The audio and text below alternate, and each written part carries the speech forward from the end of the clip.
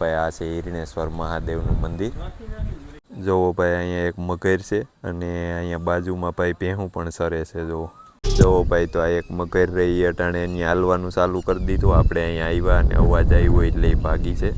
અને એટલે અહીંયા આવીએ તો ભાઈ આપણી આરે બાળકોનું હોય તો ખાસ ધ્યાન રાખવું, કેમ કે ભાઈ આ રસ્તો જોવો તમે, આ રસ્તામાં ગમે ત્યાં આવા ભાઈ ઝાડવું હોય એની આજુબાજુમાં બેઠી હોય તો ભાઈ બાળકોને આપણે આપણી પાસે તેડીને રાખવા।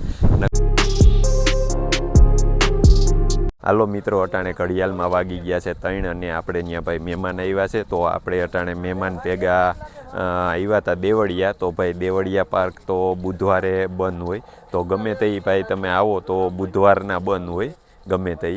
અને ભાઈ અટાણે આપણે આવ્યા છીએ હાંડબેડાવાળા પીઠળમાં કહેવાય ત્યાં। પહેલાં અહીંયા હાંડબેડા ને હતો ભાઈ, અને હવે અહીં પીઠળમાંનું એક મંદિર છે તો ત્યાં આપણે આવ્યા છીએ। તો જુઓ ભાઈ બધાય અટાણે દેવળિયા પાર્ક તો બંધ હતું અને માતાજીના દર્શન કરવા જઈએ છીએ ભાઈ। તો અહીં રોડ ઉપરથી થોડુંક જ છે, કેમ કે ભાઈ આપણામાં તો વિડીયો છે જ, પીઠળમાંનો વિડીયો મૂકેલો છે જ, પણ મહેમાન આવ્યા તો એમ થયું કે ભાઈ પાછો પણ એક વિડીયો શેર કરીએ। જો મિત્રો, તો આ છે પીઠળમાંનું મંદિર અહીંયા, અને અહીંયા જોવો ભાઈ આ સુલા ને એવી બધી સુવિધા છે। તો અહીંયા માનતાઓ પણ થાય છે। જો આ સુલા ઉપર લાપસી ને એવું બધું બનાવે અને અહીંયા માતાજીને ચડે છે ભાઈ। જો અહીંયા છે ભાઈ ખોડિયાલમાંનું મંદિર, કેમ કે ભાઈ જંગલની વૈસારે એકદમ જોરદાર જગ્યા છે, એકદમ મજા આવે એવી। જો ભાઈ આ છે પીઠળમાંનું મંદિર।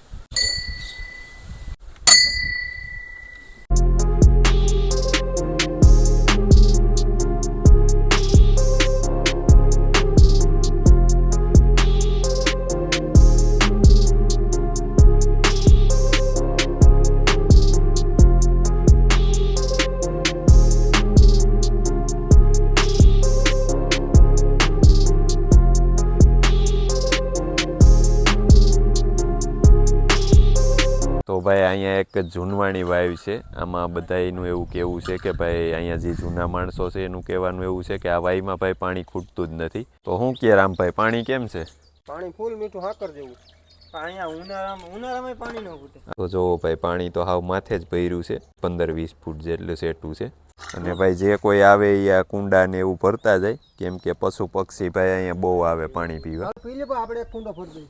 તો જો ભાઈ રામભાઈ હોતાઈ છે અને કાનભાઈ અને જયદેવભાઈ, તો ભાઈ આ બધાની ચેનલ ઉપર એકાબીજાની ચેનલ ઉપર વિડીયો આવવાના છે, તો જોવાનું ભૂલતા નહીં। તો જો ભાઈ આ રીતે સેટ ક્યાંય ઉદી આ બધું જંગલ જ છે અને બહુ મોટા મોટા બાવર ને એવું બધું છે ભાઈ। પડી ગયા તો પણ કોઈ હલાવ્યા નથી, એમણામ જ છે જોવો, કેમ કે ભાઈ આ બધી જગ્યા રહી ફોરેસ્ટરની છે, આમાંથી કોઈ લાકડું પણ ન લે। અને અમારે આ દીપકભાઈને જોવો ફોટો શૂટ કરે છે અટાણે। હાલો તો ભાઈ આપણે અટાણે પહોંચી ગયા છે હિરણેશ્વર મહાદેવના મંદિરે, અને પછી અહીંયા આપણે હિરણ નદી છે એ પણ જોવા જાઉં, એમાં મગેરું ને એવું બધું હોય ભાઈ। તો જો ભાઈ આ છે મહાદેવનું મંદિર, હિરણેશ્વર મહાદેવ। જો ભાઈ આ પણ એક બાપુની સમાધિ જ છે અહીં। હાલો તો ભાઈ આપણે આવી ગયા છે અટાણે હિરણ નદીએ। તો હિરણ નદી ભાઈ આપણે અહીંયા મહાદેવનું મંદિર અને હિરણ નદી બે બાજુમાં છે, એટલે હિરણેશ્વર મહાદેવનું મંદિર કહેવાય ભાઈ। અને અહીંયા ભાઈ મગરું હોત જોવા મળે, પણ અહીંયા થોડુંક ભાઈ સેફટીમાં આવવું પડે, એવું લખેલું હોય કે મગરથી સાવધાન ભાઈ, એવો બોર્ડ જ મારેલ છે। તો આમાં અટાણે ભાઈ બહુ મોટી મોટી મગરું છે અને રસ્તો પણ એવો ડેન્જર છે। જો અહીંયા જવાનું મન ન થાય એવો તો રસ્તો છે। જુઓ તો ભાઈ આ રસ્તો છે આનો બધોય અંદર જવાનો, આવી પગ કેડી જ છે ભાઈ। તો અહીંયા કાંઈ સાધન કે એવું ન હાલે, આપણે અહીંયા હાલીને જ આવવું પડે। જુઓ ભાઈ લોકેશન એકદમ જોરદાર છે, કેમ કે અહીંયા ભાઈ મજા જ આવે। જુઓ એકદમ ઠંડુ વાતાવરણ, ઉનાળો છે એ આપણને ખબર જ ન પડે। જુઓ ભાઈ અહીંયા એક મગર છે અને અહીંયા બાજુમાં ભાઈ ભેહું પણ સરે છે। જુઓ તો એને તો ભાઈ કાયમીની આદત પડી ગઈ હવે ભેહુંને। જો ભાઈ અહીંની ભેહું રહી કાંઈ આનાથી બીએ નહીં, આને એવા પડી ગયા આયરે જ રહેતા હોય। જુઓ તો ભાઈ રસ્તાની વાત કરીએ તો એકદમ ડેન્જર, અને જુઓ ભાઈ સામે મગરું, જાજી બધી મગરું છે।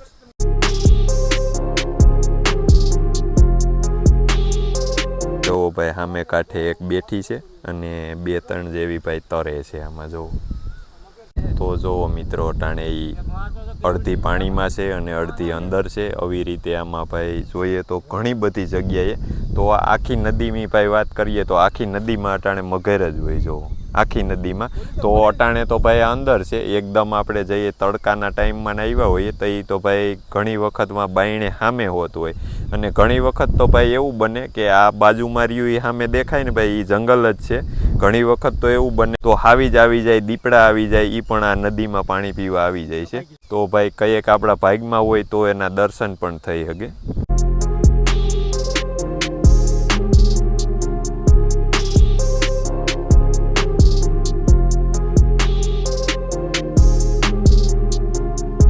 જો ભાઈ તો આ એક મગર રહી અટાણે એની હાલવાનું ચાલુ કરી દીધું. આપણે અહીંયા આવ્યા અને અવાજ આવ્યો એટલે એ ભાગી છે.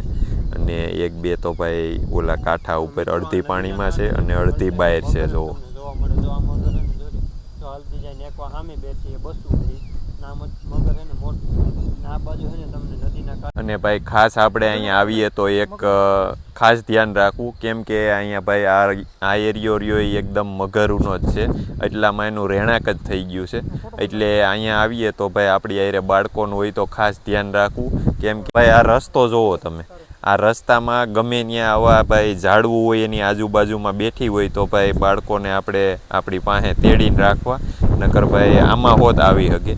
આ આખી નદી છે ને નદીના કાંઠે ભાઈ રસ્તો છે અને બેય બાજુ ઝાડવા છે. તો ભાઈ એમાં ગમે તે એને તો કાંઈ વાર ન લાગે ભાઈ, કેમ કે એ તો જાનવર છે, કાંઈ સમજતું નથી ભાઈ. એટલે ખાસ કરીને ધ્યાન રાખવું. તો જો મિત્રો અટાણે આ છે કમળનું ફૂલ કહેવાય, એકદમ જોરદાર ફૂલ છે.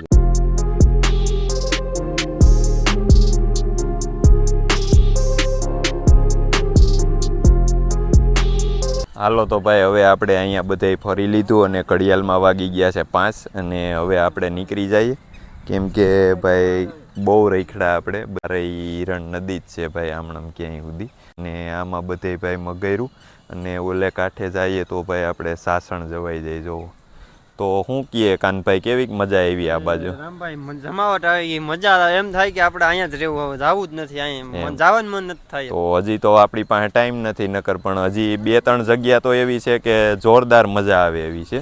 તમે આવો ને મિત્રો તો તમારો ટાઈમ કેમ વયો જાય ને તમને ખબર જ ના પડે, મજા જ આવ્યા કરે, અખંડ મોજો. તો હાલો ભાઈ હવે બધાય જઈએ, કેમ કે બધાય ભાઈ અમે સહીએ એ ઢોરવાળા જ છીએ. તો રામભાઈને પણ ગાયું દોવા દે છે અને આપણે પણ ગાયું દોવા દે છે. તો હાલો હવે આપણે ફટાફટ ઘેરે નીકળી જઈએ.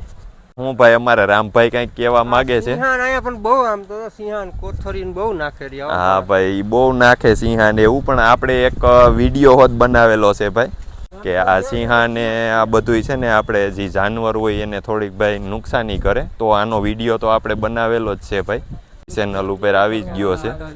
આ તમને ગમ્યું હોય તો લાઈક કરો, શેર કરો અને અમારી ચેનલને સબસ્ક્રાઇબ કરો અને આવજો.